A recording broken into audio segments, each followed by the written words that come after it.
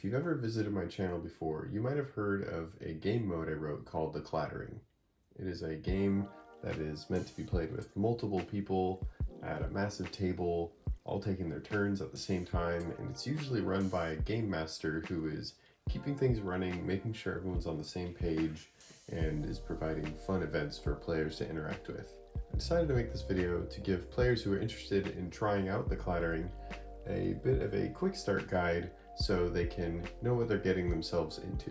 The Clattering is an alternate game mode for Mordheim, where multiple warbands are traversing a living and populated portion of the city in order to earn shards of weirdstone. The game will take place on a massive board to accommodate many players at the same time, and the warbands can use vehicles to make traveling around the city easier. The warband with the most weirdstone at the end of the game wins. But in a game like this, there really isn't meant to be a winner or a loser. It's meant to just be a fun experience for people to get together and celebrate Mordheim and just have a fun time showing off their miniatures and getting into some mayhem. So what is a player meant to bring to a game of the Clattering? A good thing to bring would be the quick start guide. This is a single page, two-sided document that is meant to give a player everything they need in order to jump into the game and efficiently run through the turns without being too confused, because while this game does use the backbone of Mordheim as its rules, it plays quite a bit differently in that players are taking their turns simultaneously. So having this guide is a good idea. Secondly, of course, a player is meant to bring a warband and their roster. The warband can be from any category that the event you're at allows. Typically we play with warbands from the 1A, B, and C category, but you might be playing a game that allows more. It would also be a good idea to bring a copy of the rulebook, and having a good working knowledge of Mordheim in general will definitely make things smoother in this game.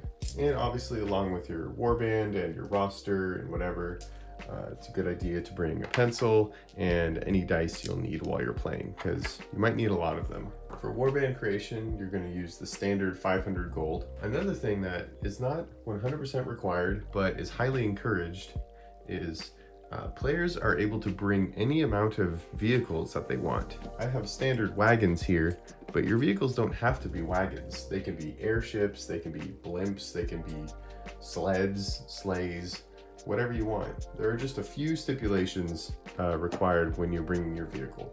The player is allowed to bring as many vehicles as they want. The models have to be able to fit in the vehicle, so you can't have a vehicle that looks cool on the outside but doesn't really have room for models to stand on the inside. And obviously every vehicle will need a driver if it wants to move, and maybe a thematically appropriate or inappropriate power source.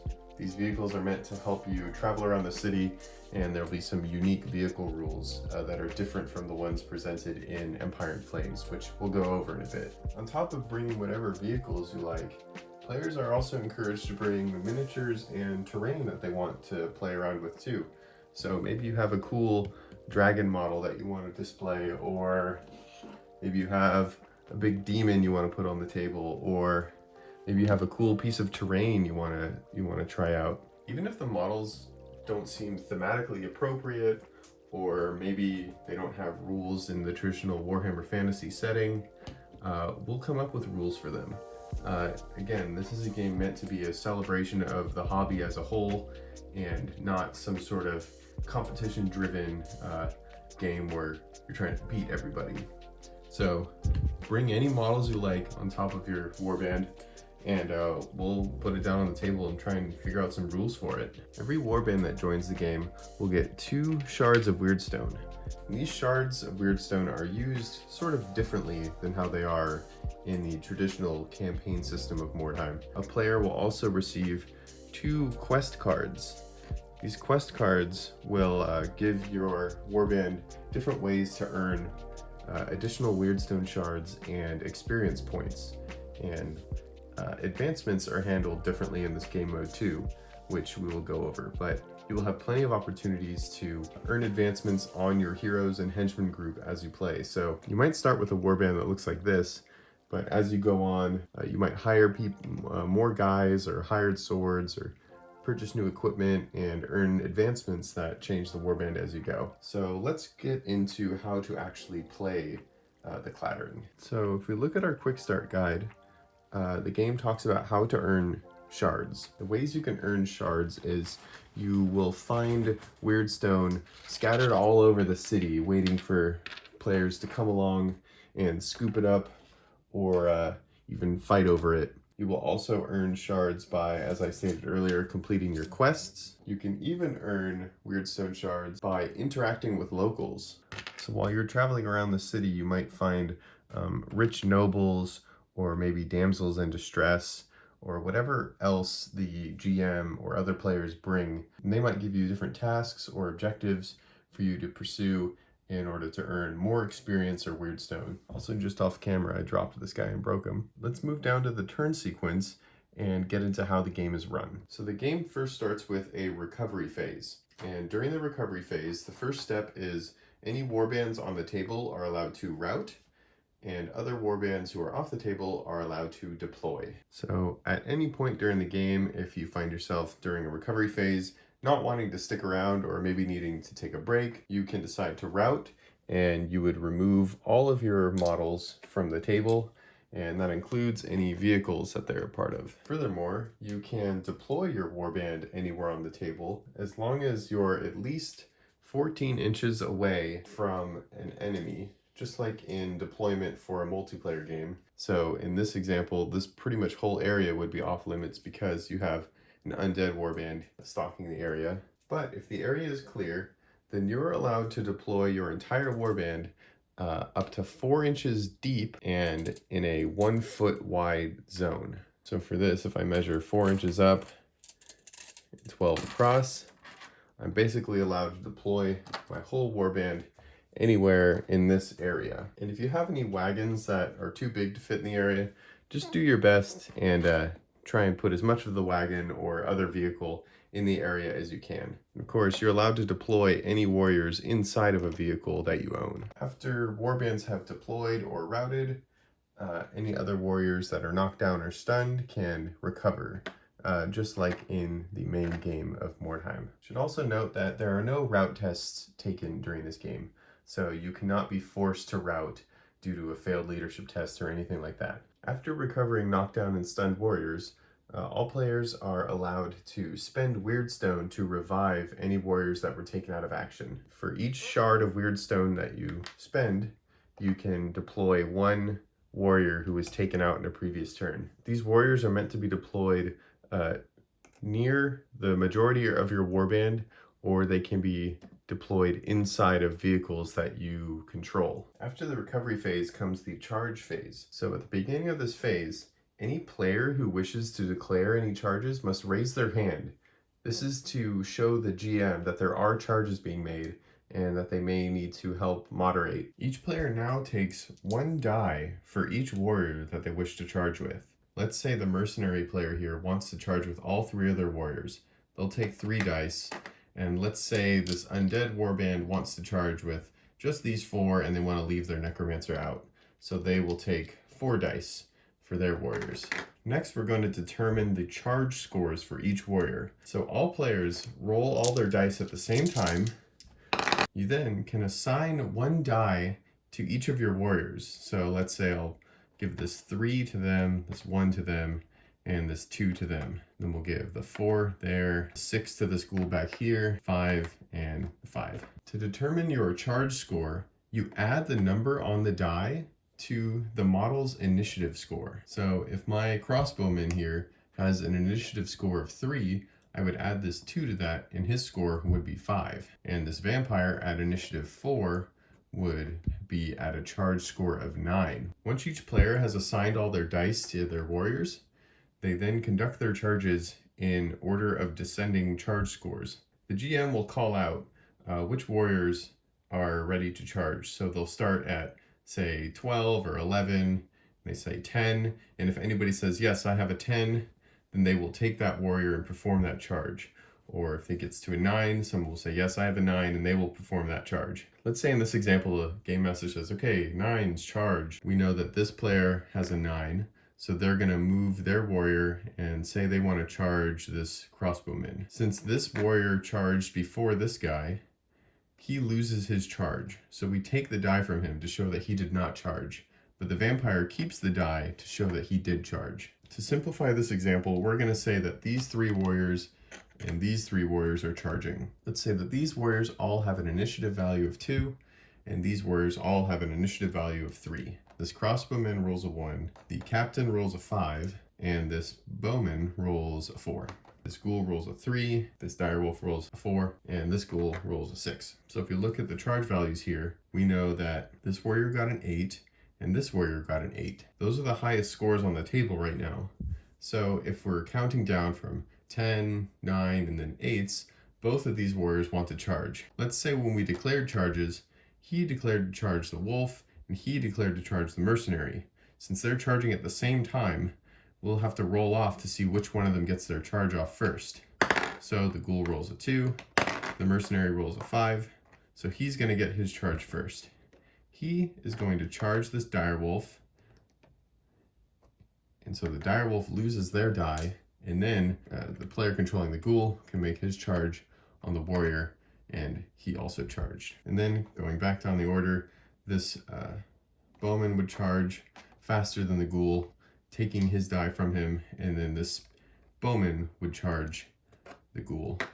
And this ghoul would keep his die because he did in fact perform a charge. If there were any warriors that had tried to perform charges but failed, you would, because of being out of range or anything like that, you would take their die away and they would only move half speed towards the target. We'll come back to this when we get to the action phase. After charges have been made, other movement happens during the movement phase.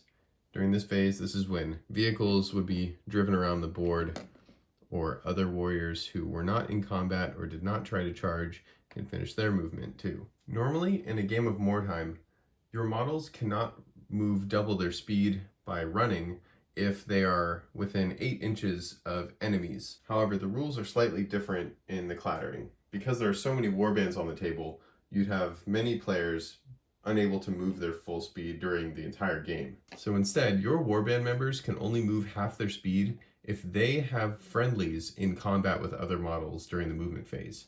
So for example, this mercenary captain is within 8 inches of a combat going on. Therefore, he can only move his speed of 4 during the movement phase. But if he were over 8 inches away from this combat with his other friendly involved, then he is allowed to run or go double his speed. However, of course, he cannot enter combat during this phase. Now these Bretonnians over here, their warriors are not in combat at all.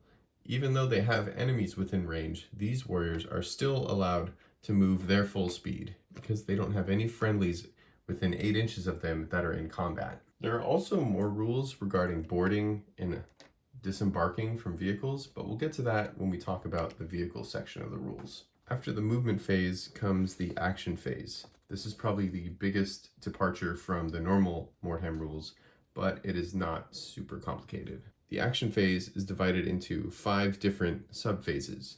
First, starting with magic. During this phase, any models who can cast spells, like this necromancer here, are allowed to do so. If there are 2 magic users, like this damsel and this necromancer, who wish to cast spells that would interfere with each other, then they must roll off to see which one of them gets to cast their spell first. A model that casts a spell is allowed to take any other action other than shooting during the action phase. After the magic phase comes the shooting phase.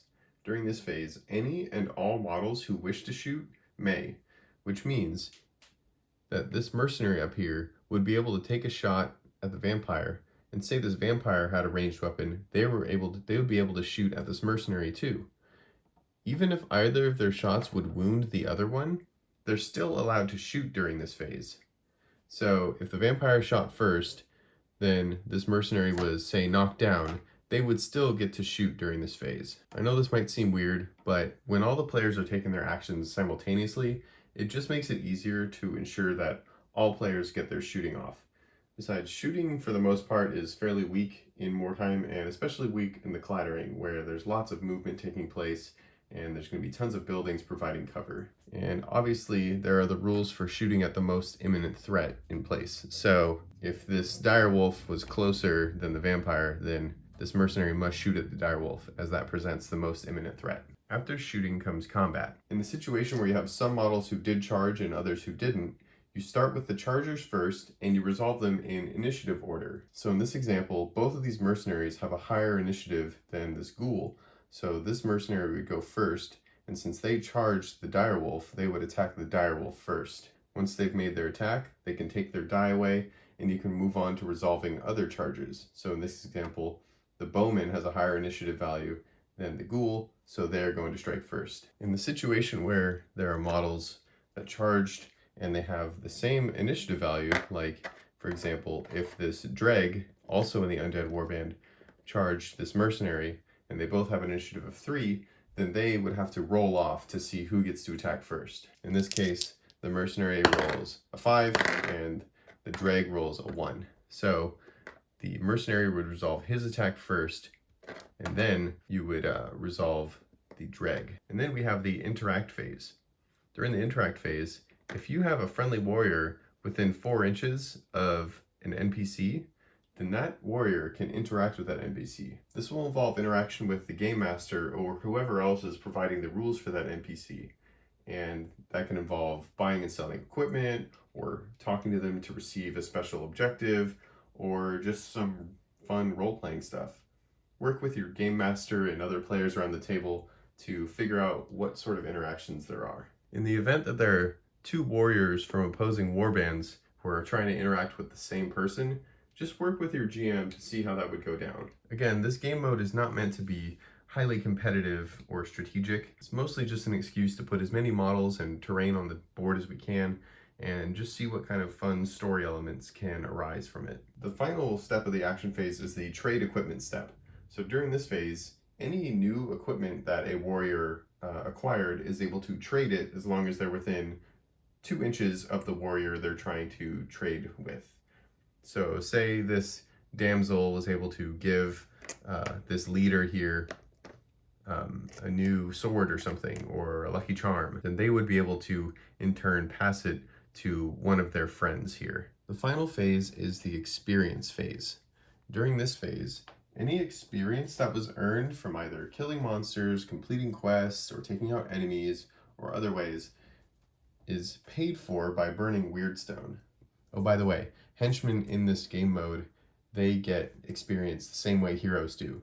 So if a henchman takes out an enemy, you can give that henchman group 1 XP. Let's say during the game, this ogre has earned 5 experience points. Normally when you hit these black boxes, you get an advancement. However, it works differently in the Clattering. As you know, in the Clattering, we're trying to earn Weirdstone shards. The main reason you want to earn Weirdstone is to actually pay for advancements that you've earned. So for each Weirdstone shard that you have, you're allowed to burn it to pay for experience. So when you earn the experience, you put a single slash in the box. But for each Weirdstone you burn, you're allowed to put a second slash in up to 2 of those boxes. So let's say I want to put 1 in his, and we'll put a second one in his as well.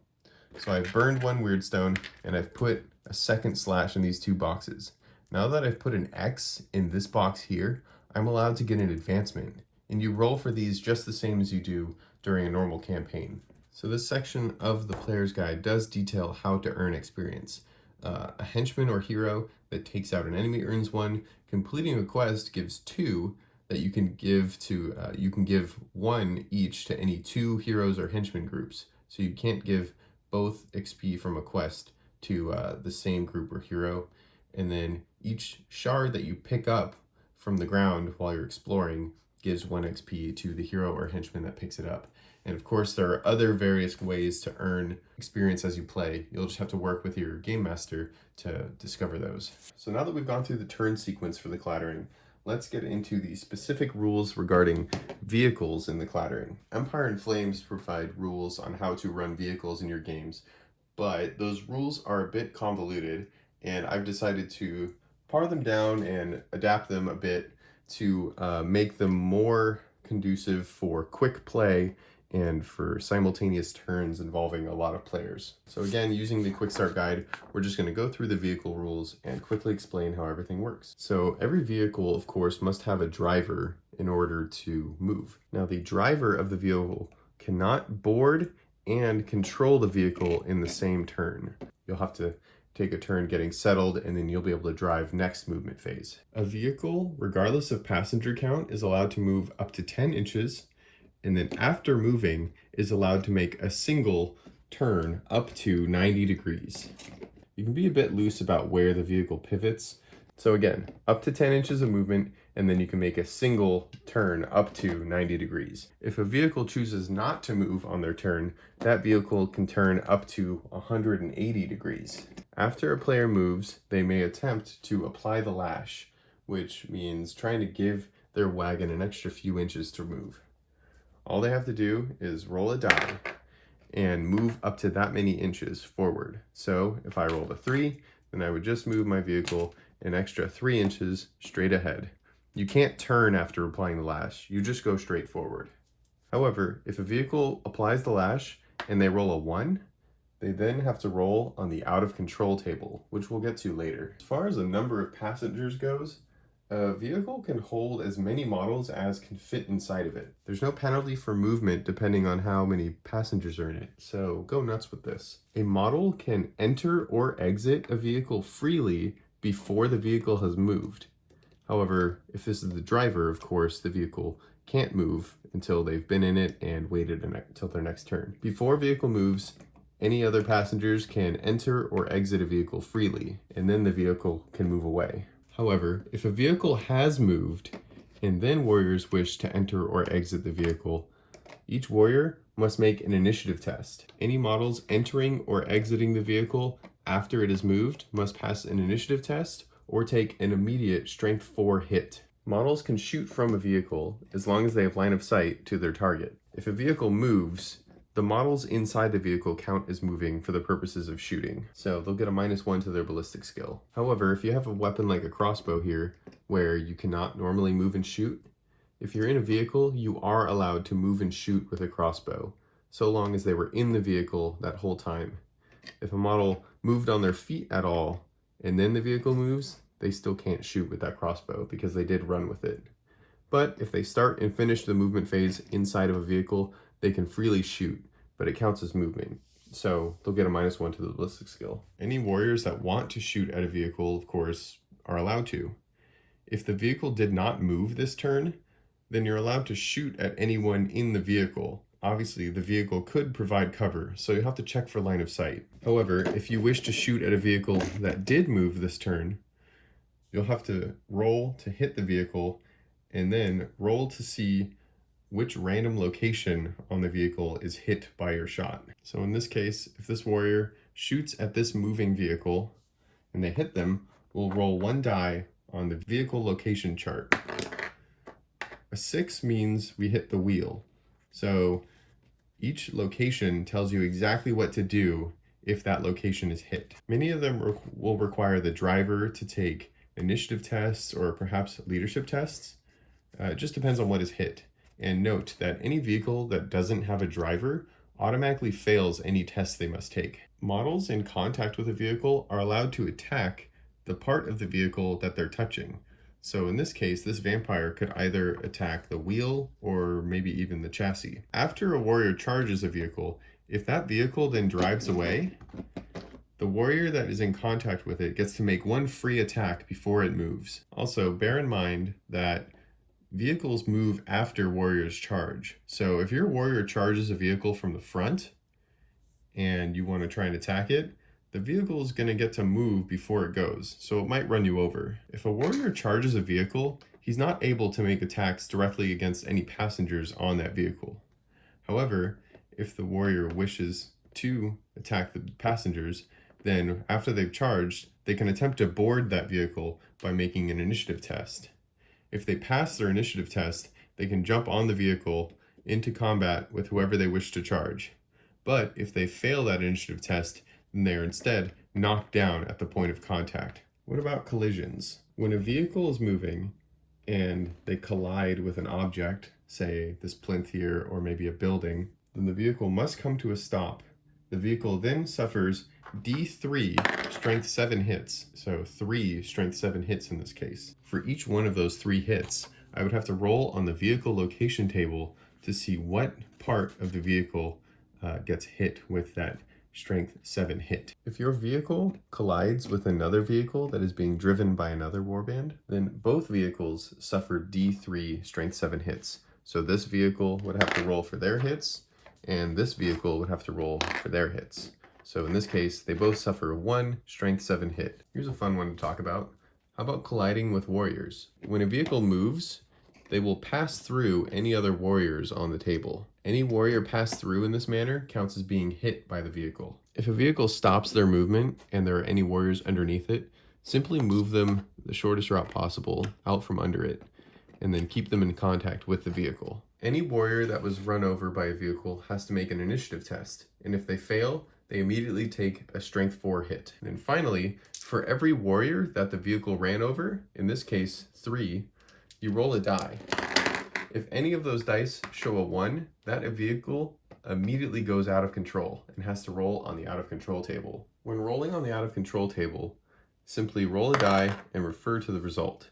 These will often cause the vehicle to stray from their course and go additional inches. So for example, in this case, if I rolled a 2, then my vehicle would veer left. They would make a 45-degree turn and then go an extra D6 inches, so 5 in this case, which would put them into contact with the wall, causing an immediate collision. And then upon colliding with the wall, they would then have to resolve this collision, which could, of course, lead to more out-of-control tests. This could potentially lead to more collisions and more going out of control, which is what makes driving vehicles in Mordheim just so dang fun. So with the vehicle rules out of the way, we can talk about the final step you need to know to get into the clattering, which is the economic factor. While your warband is routed off the table, you're allowed to sell weapons and items and weirdstone the same way you would sell them in a normal campaign. When your warband is routed, you can sell equipment for half price and buy new equipment by referring to the price chart in the rulebook. However, you can only buy common items. Warbands do not make rarity rolls